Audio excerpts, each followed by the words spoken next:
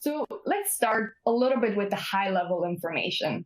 So climate funding is, in general, on the rise and has been so since 2002.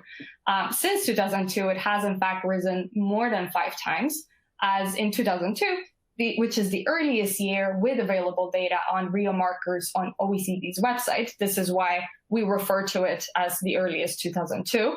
All projects that were either relevant to either of the Rio markers were worth $7.7 billion.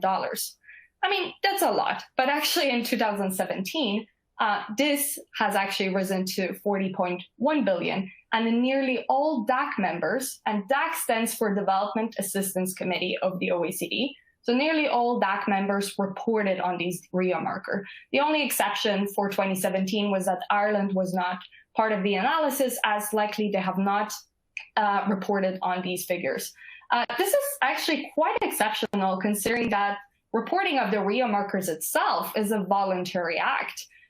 Since 2002, new countries have joined in, for example, Hungary in 2016, Poland and Slovakia in 2013.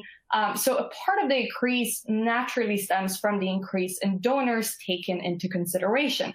But as many of you also experience, there is a growing pressure to leverage data, evidence, results-based management in development programming. So that means greater accountability and aid transparency has also been one of the key drivers why there is more data available on that front. Environment and climate change as a topic in itself has also gained a lot of momentum in recent years, and which has also raised more awareness. With the rise of climate activism, in part generated by Greta Thunberg, it will be very interesting to follow up the trends in climate funding data from 2018 and 2019.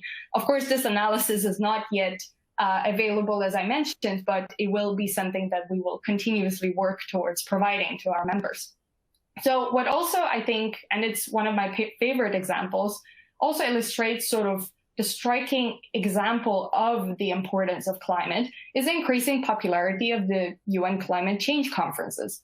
So 10 years ago, we can't do a raise of hands here on the webinar, but 10 years ago, very few people, not necessarily strictly working with environment, followed the activity and events from, say COP16, which happened in 2010, which was in Mexico. Now, actually, most people, even those that are not working in development, have at least heard or at least have some understanding of what the Paris Agreement entails, what happened in COP21. So this is sort of the awareness that we're seeing in the development sector as a whole.